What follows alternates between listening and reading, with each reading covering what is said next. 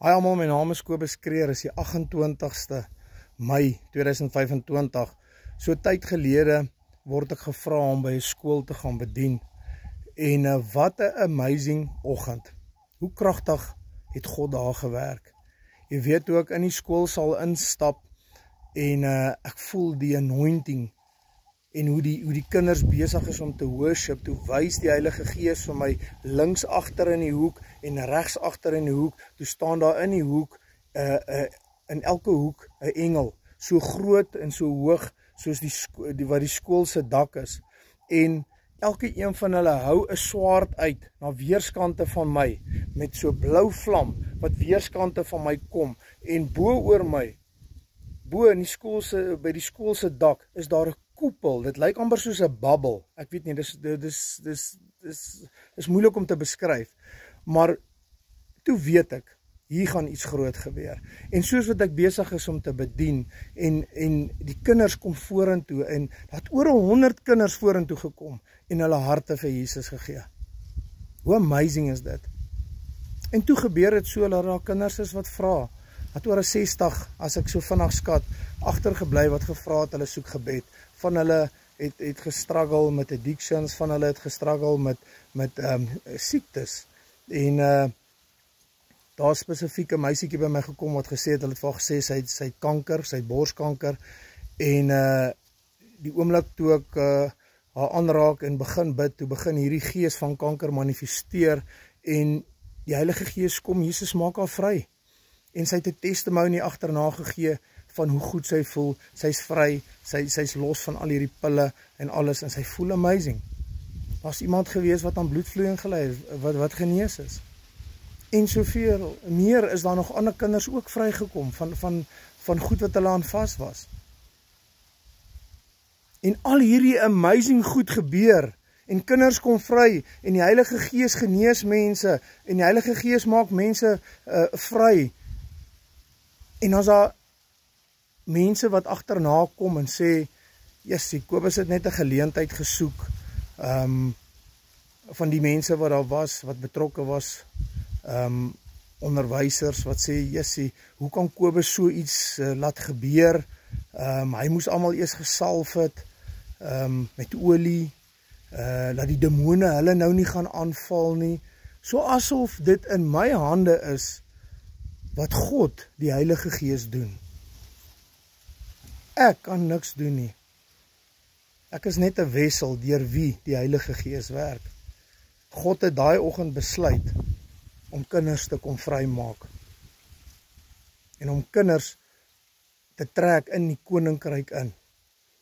En met dit alles word daar gesê, Kobus het nou die demone kwaad gemaak hier, en weet nie wat sit hom snert wat die mense kwyt raak nie. Dis omdat hulle nie hulle identiteit in Jesus Christus ken nie. Ons identiteit in Jesus Christus is in Lukas 10, vers 19, waar Jesus vir ons, vir sy disippels gesê het, ek gee aan julle die mag om op slange en op skorpioene te loop, en ek gee aan julle mag oor al die krag van die vyand, en ons daar 'n belofte by wat sê, geen skade sal jou aangedoen word nie. Hoekom is dit baie keer dat ons mense die vyand soveel mag en soveel krag gee? Dis asof die mense maak asof die vyand meer krag het as God. Ek kom baie keer en sê mense vir my, hier moet jy pas op, die witchcraft en dit is so groot, en sê ek vir hom, luister, met my nonsens praat nie, weet jy wie's my koning, weet jy wie's Jesus Christus? Hy het alles klaar in die kruis van Golgotha gedoen, alle mag in hemel en op aarde behoort aan Jesus Christus. Hy's die naam bo alle name, in die hemele en op aarde en onder die aarde, en elke knie moet buig, en getuig dat Jesus die Christus is, maak nie saak wie hy is nie. En tog kom mense en hulle gee die vyand soveel krediet. En nou mense, jy moet jou identiteit in Jesus Christus verstaan. En raak het klomp nonsens kwyt van, nou gaan die demone ons aanval en goed, dis omdat ons vasgevang is in religion. Dis nie net die dominees en pastore wat pastore wat autoriteit het nie. Die autoriteit behoort aan elke een van ons wat kinders van Jesus Christus is. Maar jy moet jou identiteit opneem en jy moet jou volheid van dit wat jy het in Jesus Christus kan uitoefen deur die Heilige Gees wat deur jou werk. Nie heeldag 'n victim probeer speel en heeldag aan die vyand heeltyd krediet gee oor hoe magtig hy is nie. Jesus Christus het alles klaar aan die kruis van Golgotha gedoen. Jesus het Satan oorwin.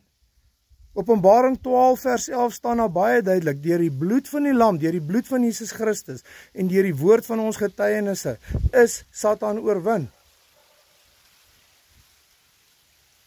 En so ons moet begin regkom, ons moet ophou met hierdie nonsens wat ons die vyand soveel krediet gee. As jy in Jesus Christus is, en jy het Jesus Christus aangeneem as jou verlosser en jou saligmaker, dan moet jy in sy identiteit begin stap, in sy volheid begin stap. Dit wat wonderlik was, dit wat wonderlik is wat daai dag gebeur het by die skool, het mense agterna, die vyand wat deur hulle werk, probeer slegte goed sê van dit wat gebeur het. En tog sê die woord vir ons, in Lukas 11 vers 20, sê Jesus vir die fariseërs, toe hulle ook goed kwyt geraak het, toe sê Jesus vir hulle, as ek met die vinger van God onrein geeste uitdryf, weet dat die koninkryk van God het tot by julle gekom. Daardie oggend, by daardie skool, het die koninkryk van God het tot by daardie kinders en by ons almal gekom. En tog is daar mense wat so verblind is deur religion, dat hulle nie kon sien dat die Heilige Gees was daar in ons midde nie. Dis maar wat die fariseërs ook gedoen het. Hulle het so baie te sê gehad en hulle het soveel wette onderhou, maar die seun van God was daar by hulle. Hulle kon hom nie herken nie, want hulle was blind van die religion. Mense, ons moet wegbreek van religion af, want dis die religious gees wat in jou pad staan, sodat jy nie in die volheid kan kom van dit wat Jesus Christus vir jou wil gee en vir jou wil hê nie. Ons hoef nie bang te wees nie. Ons weet wat die woord van God sê. Ons as kinders van God skuil in die skaduwee van die Allerhoogste. Ons is onder sy vlerke. Hy gee sy engele opdrag aangaande ons om ons op die hande te dra.